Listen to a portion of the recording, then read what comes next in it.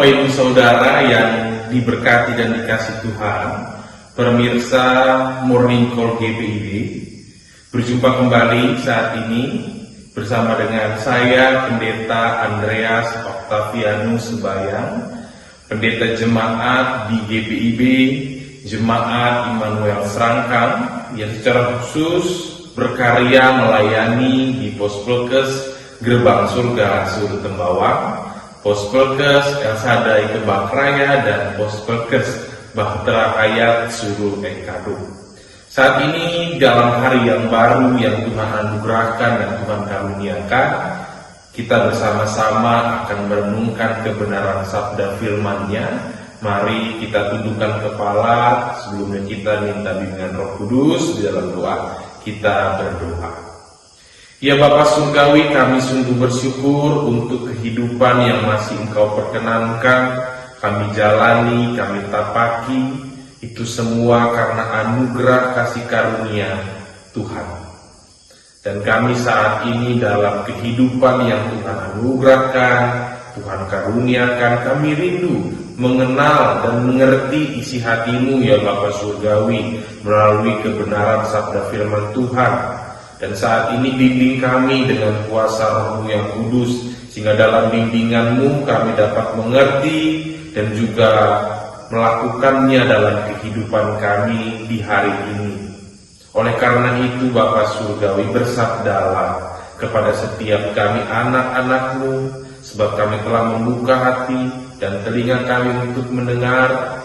Mampukan kami untuk mengenal isi hati-Mu, sehingga kami mencintai-Mu lebih dalam dan lebih dalam lagi dalam kehidupan yang Kau anugerahkan. Demi Kristus Yesus Tuhan dan Juru Selamat kami yang hidup, kami berdoa. Amin. Nah Bapak Ibu Saudara yang diberkati dan dikasih Tuhan, pembacaan firman Tuhan hari ini terambil dari surat Ibrani pasalnya yang kedua, ayatnya yang pertama, yang menyatakan demikian. Karena itu haruslah lebih teliti kita memperhatikan apa yang telah kita dengar, supaya kita jangan hanyut di bawah arus. Demikianlah sabda Allah, berbahagialah setiap orang yang mendengar dan juga melakukannya dalam kehidupan sehari-hari. Terpujilah Kristus, haleluya. Nah Bapak Ibu Saudara yang diberkati dan dikasihi Tuhan, tema perenungan firman Tuhan adalah waspadai penyesalan. Nah tema ini menarik menurut hemat saya Bapak Ibu Saudara. Mengapa? Sebab kita juga ada dalam kehidupan yang didera oleh begitu banyak informasi. Oleh karena perkembangan media digital yang pesat saat ini, membuat kita hari-hari ini dibanjiri oleh berbagai macam beragam informasi.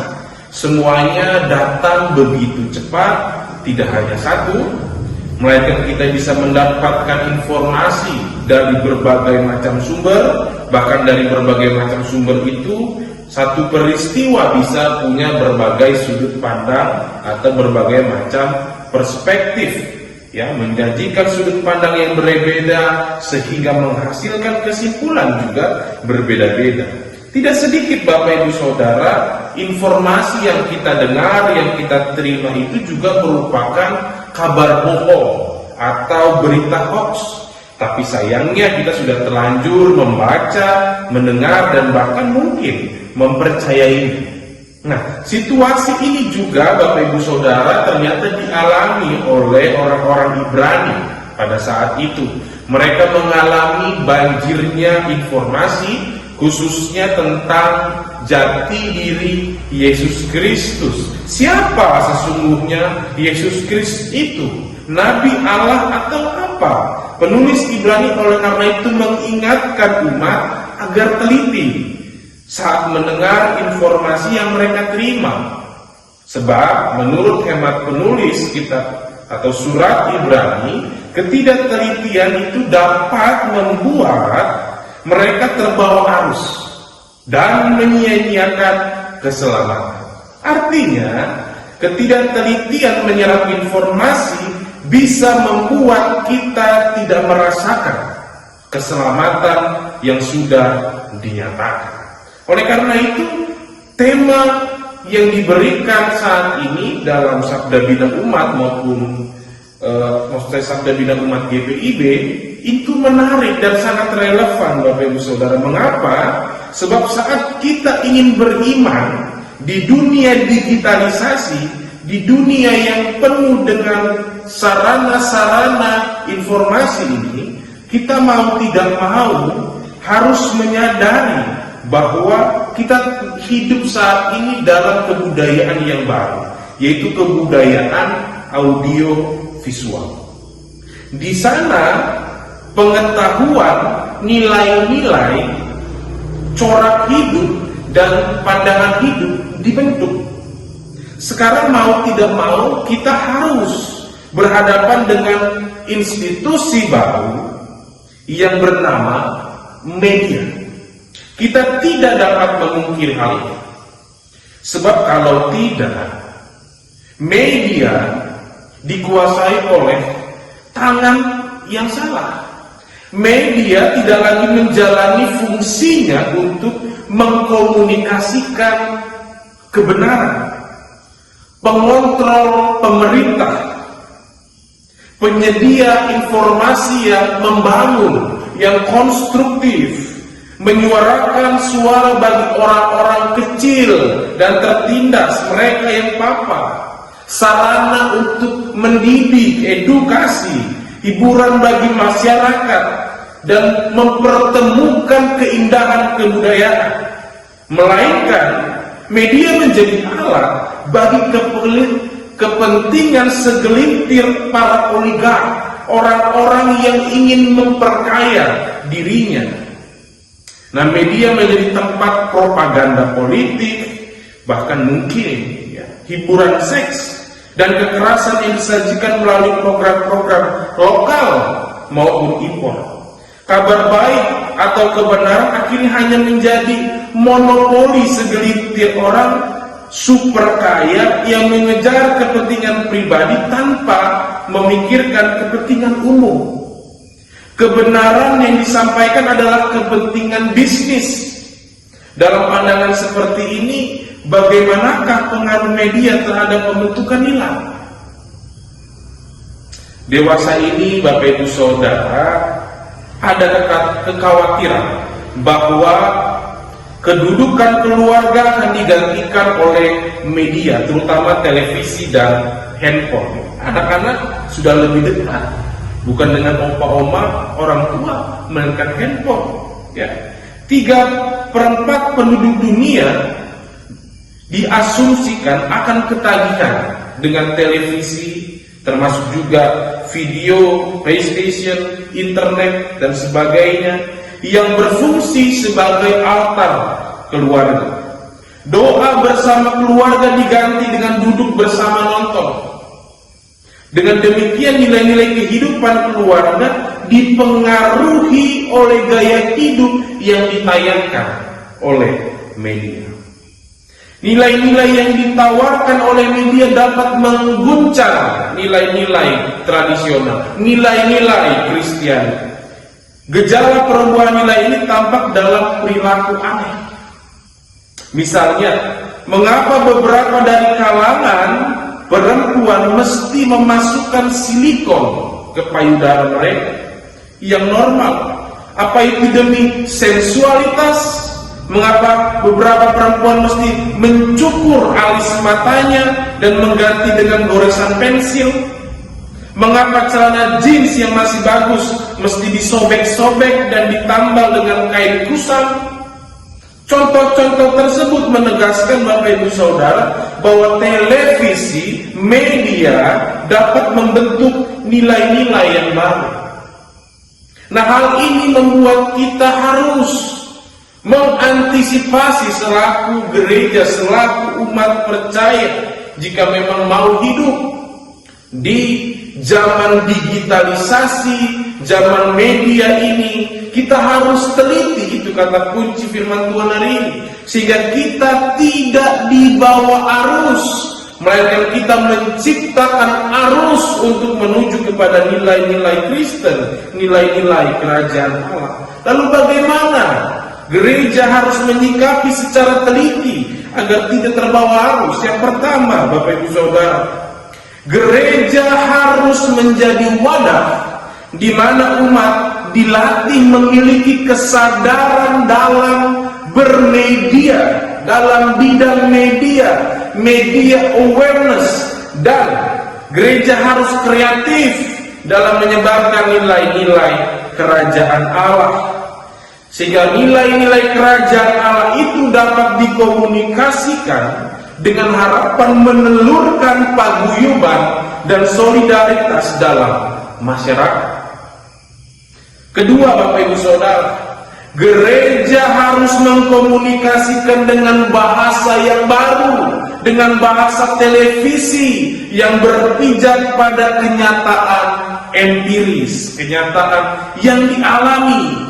Bahasa televisi adalah bahasa simbolis, bahasa yang membujuk, penuh cerita dan gambar. Artinya, Bapak Ibu Saudara, gereja mesti melakukan perubahan dalam berkomunikasi di era audio visual ini. Perbedaan pendekatan harus disadari. Pendekatan simbolis ini bersandar bukan pada pengajaran, melainkan pada komunikasi pengalaman empiris. Di dalam tradisi keagamaan terkandung sebenarnya banyak nilai-nilai luhur.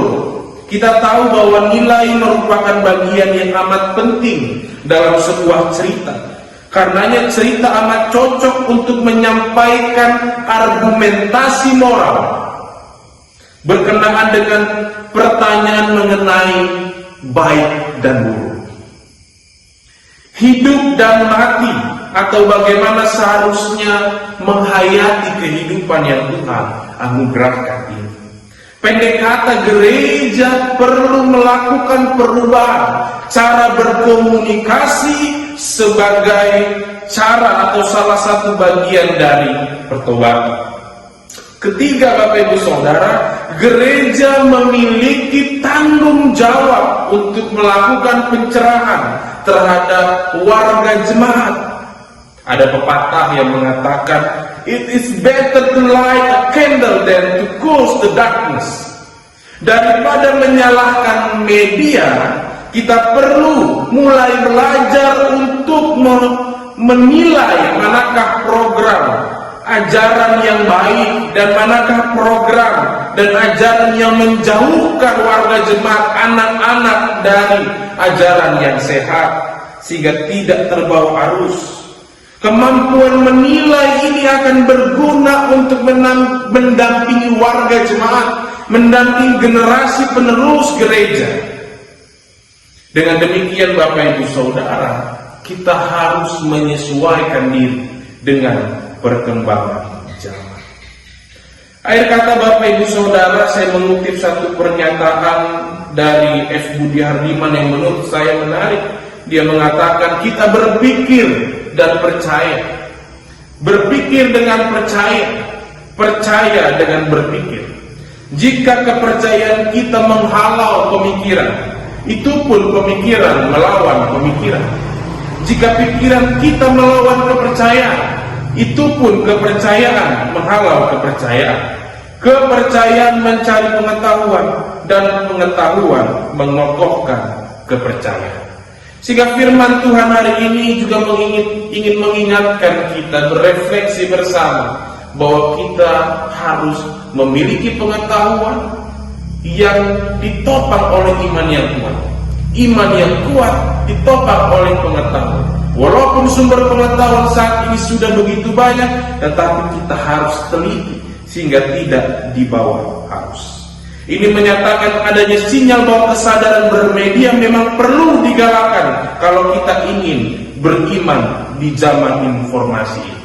Ini alasan penting, Bapak Ibu Saudara, mengapa para pelayan-pelayan Tuhan terkhususnya di GPB juga harus terus mengingat kompetensi diri agar tidak tenggelam dalam perkembangan zaman di era informasi ini. Mau tidak mau, gereja harus melakukan perubahan cara pandang terhadap pelayanannya agar dapat terus menjadi garam dan terang yang membagikan nilai-nilai kerajaan. Dengan perkataan lain, gereja didesak untuk melatih diri, memiliki kesadaran bermedia, suatu bentuk pemberdayaan atau sebuah usaha menyadari bahwa cara berpikir umat dan bahasa mereka di zaman ini dipengaruhi oleh budaya media. Tetap teliti sehingga tidak dibawa arus. Tuhan Yesus memberkati Bapak Ibu Saudara sekalian. Firman Tuhan tadi disampaikan Bapak Ibu, mari kita tundukkan kembali kepala kita satu dalam doa. Bapa Surgawi, kami sungguh bersyukur untuk kebenaran sabda firman-Mu yang telah Engkau berikan bagi kami di hari ini, mengingatkan kami di tengah-tengah kehidupan yang semakin maju dan berkembang di era digitalisasi, sehingga sarana informasi begitu banyak, kami didera oleh berbagai macam informasi. Kami harus semakin teliti sehingga tidak terbawa arus. Kami dapat memiliki kesadaran akan bermedia, membedakan mana yang baik, mana yang berkenan, mana yang sesuai dengan isi hati Tuhan, sehingga kami tetap teguh dalam iman, pengharapan, dan kasih. Dan saat ini Bapa Surgawi, hamba pun berdoa untuk gerejamu, GPIB, Tuhan memberkati juga seluruh warga jemaat serta pemirsa Morning Call GPIB, agar senantiasa juga kami dapat beriman di tengah-tengah media.